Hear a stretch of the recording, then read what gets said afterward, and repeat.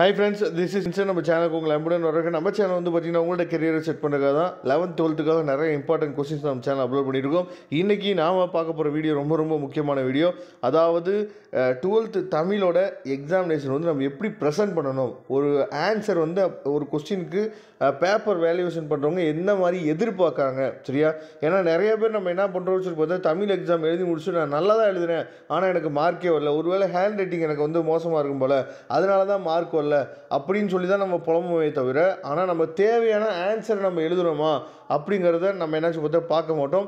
இந்த வீடியோவில் தெளிவாக நம்ம என்ன பண்ண போகிறோம்னா ஆன்சர் கீ, அதாவது கவர்மெண்ட் ஆன்சர் கீயில் என்ன கொடுத்துருக்குறாங்க அப்படிங்கிறத நம்ம தெளிவாக நம்ம பார்க்க போகிறோம். ஏன்னா அது தெரிஞ்சிச்சு அப்படின்னா உங்களோட அந்த அதாவது நீங்கள் ஆன்சர்ஸ் எழுதுறீங்க பார்த்தீங்களா, அந்த மெத்தடே நீங்கள் மாற்றிடுவீங்க, சரியா? அதனால் இந்த வீடியோ ஸ்கிப் பண்ணாமல் லாஸ்ட் வரைக்கும் நீங்கள் கேளுங்க. கண்டிப்பாக இந்த வீடியோ உங்களுக்கு ரொம்ப ஹெல்ப்ஃபுல்லாக இருக்கும். அதுக்கு முன்னாடி நம்ம சேனலோட வாட்ஸ்அப் குரூப்பில் இன்னமும் ஜாயின் பண்ணல அப்படின்னா வாட்ஸ்அப் குரூப்பில் ஜாயின் பண்ணுங்க.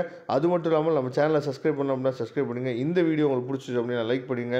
Thank you friends. அதாவது இப்போ நம்ம என்ன பண்ணுச்சு பார்த்தீங்கன்னா ரொம்ப முக்கியமாக ஒரு வீடியோ நம்ம பார்க்க போகிறோம். அதாவது இப்போ பாருங்கள், நல்லபடியாக இந்த ஒரு மதிப்பெண் வினா இருக்குது பார்த்தீங்களா, அதாவது கொஸ்டின் நம்பர், அதில் வரக்கூடிய அதாவது ஆப்ஷன், சரியா, அதுக்கப்புறம் ஆன்சர், இது மூணுமே கரெக்டாக இருந்தால் மட்டும்தான் அதுக்கு ஒரு மார்க், சரியா?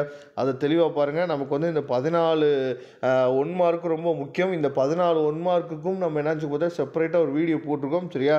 அந்த வீடியோ மட்டும் நீங்கள் பார்த்தீங்க அப்படின்னாவே போதுமானது. கண்டிப்பாக அந்த வீடியோட லிங்க் நான் டிஸ்கிரிப்ஷன் பாக்ஸில் கொடுக்குறேன். 14 மார்க் ஈஸியாக உங்களால் ஸ்கோர் பண்ண முடியும். அதாவது நம்மளோட டோட்டல் மார்க் வந்து நம்ம இன்க்ரீஸ் பண்ணணும்னு நம்ம நினச்சோம் அப்படின்னா தமிழோட மார்க் வந்து நமக்கு ரொம்ப முக்கியம், சரியா? அதுக்கப்புறம் பகுதி 2 வந்து பார்ப்போம். 2 மார்க் கொஸ்டின்ஸு.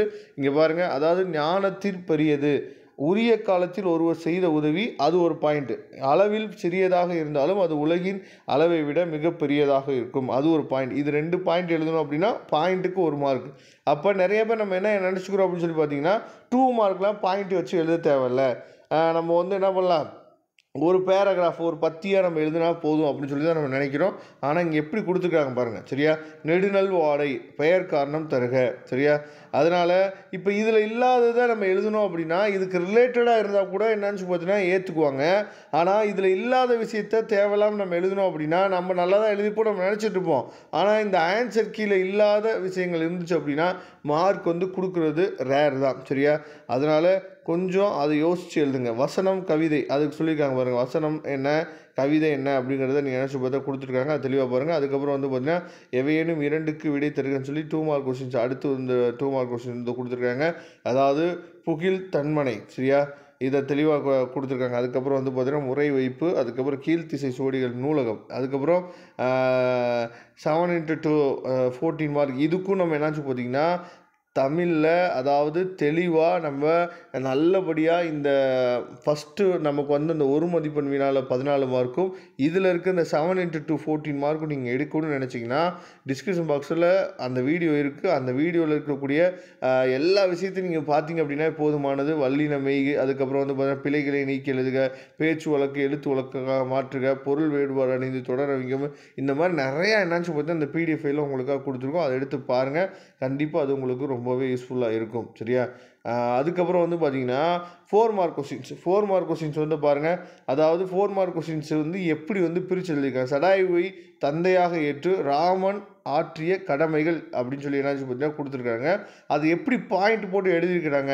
ஏன்னா நம்ம வந்து ஃபிசிக்ஸு கெமிஸ்ட்ரிக்கெலாம் நம்ம என்னாச்சு பாயிண்ட் போட்டு எழுதுவோம், ஆனால் தமிழுக்கு அதை நம்ம யூஸ் பண்ணுறதே கிடையாது, சரியா? அதனால தான் நேற்றைக்கு கூட ஒரு வீடியோ போட்டிருந்தோம், தமிழுக்கு எப்படி ப்ரெசன்டேஷன் பண்ணுறது அப்படின்னு சொல்லி ஒரு வீடியோ போட்டிருந்தோம், சரியா? அந்த வீடியோ நிறைய பேர் வந்து சார் ரொம்ப வித்தியாசமாக இருக்குது, நல்லா இருக்குன்னு சொல்லி கமெண்ட் பண்ணியிருந்தீங்க. அந்த வீடியோவும் பாருங்கள், சரியா? அது ரொம்ப முக்கியமான வீடியோ, அந்த வீடியோவும் பாருங்கள், சரியா? நாட்டிய அதாவது அரங்கின் அமைப்பு அப்படின்னு சொல்லி என்ன பண்ணிருக்காங்க பார்த்தீங்கன்னா எத்தனை ஒரு 4 மார்க் கொஸ்டின்ஸ் தான், ஆனால் எத்தனை பாயிண்ட் கொடுத்துருக்காங்க அப்படிங்கிறத பாருங்கள். கீழே எவையேனும் 4 கருத்துக்கள் இருப்பின் முழு மதிப்பெண்கள் வழங்கலாம் சொல்லியிருக்கிறாங்க, சரியா? ஆனாலும் நீங்கள் இந்த அதாவது இந்த இப்போ இதில் எத்தனை பாயிண்ட் இருக்குதுன்னு சொல்லி பார்த்தீங்கன்னா உங்களுக்கு வந்து 7 பாயிண்ட் இருக்குது. இந்த 7 பாயிண்ட்டையும் நம்ம இதில் எழுதுவோமா அப்படிங்கிறத கொஞ்சம் நீங்கள் திங்க் பண்ணி பாருங்கள். கடையெழு வள்ளல்கள் மற்றும் அவர்கள் செய்த செயல்கள் யாவை அப்படிங்கிறதுக்கு இதுக்கு போய் 4 மட்டும் எழுதக்கூடாது. கடையேழு வள்ளல்கள்னால் 7 பேர், சரியா? அந்த 7 பேர் அவங்க என்னென்ன செஞ்சாங்க அப்படின்னு சொல்லி நம்ம கண்டிப்பாக எழுதணும். அதை நீங்கள் தெளிவாக பார்த்துங்க. அதுக்கப்புறம் உரைநடை, அதாவது பேரிடர் மேலாண்மை ஆணையம், அதை பற்றி நம்ம சொல்லணும். அதுக்கப்புறம் மனநிலையில் எழுதியது முதல் தற்காலம் வரை எழுதும் எழுத்து முறையில் ஏற்பட்டுள்ள மாற்றங்கள் அப்படின்னு சொல்லி கொடுத்துருக்காங்க. அது எப்படி எழுதியிருக்காங்க அப்படிங்கிறத பாருங்கள், சரியா? அதுக்கப்புறம் எவையேனும் 3 இருக்குது, அதாவது அணி விலக்கணம். அந்த அணி விளக்கத்துக்கு வந்து பார்த்திங்கன்னா 2 மதிப்பெண் கொடுக்குறாங்க. அணி சுட்டல் அதுக்கு வந்து பார்த்திங்கன்னா எடுத்துக்காட்டு கொடுக்குறதுக்கு நினச்சி பார்த்தா 1 மதிப்பெண் கொடுக்குறாங்க. பொருத்தம், சரியா? பொருத்தம் சொல்லி எழுதுறோம்ல, அதுக்கு 1 மதிப்பெண் கொடுக்குறாங்க, சரியா? இது தெளிவாக பார்த்துங்க. ஏன்னா நிறைய பேர் அந்த அணி விளக்கம் எப்படி வந்து மார்க்கை வந்து ஸ்ப்ளிட் பண்ணி கொடுக்குறாங்க நமக்கு தெரிய மாட்டேங்குது.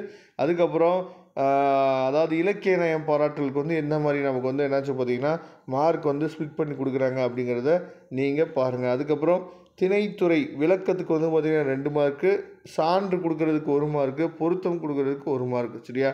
அதை எப்படி ஸ்ப்ளிட் பண்ணியிருக்காங்க அப்படிங்கிறதை தெளிவாக நீங்கள் பார்த்துக்கலாம். இந்த மாதிரி தான் நமக்கு என்னாச்சு பார்த்தீங்கன்னா ஆன்சர் கீழே நம்ம எழுத வேண்டியதுக்கு என்னாச்சு பார்த்தா கண்டிப்பாக வேணும்.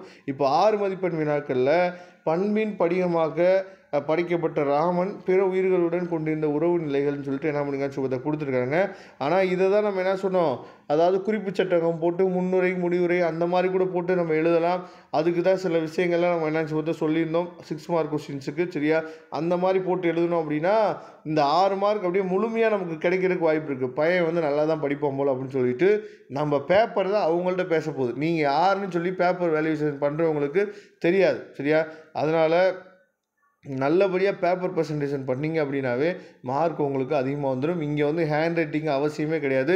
ஹேண்ட் ரைட்டிங் கொஞ்சம் மோசமாக இருந்துச்சுன்னா நீங்கள் பாயிண்ட் போட்டு எல்லாமே எழுதலாம். ஈஸியாக திருத்துறவங்களுக்கு புரியும், சரியா?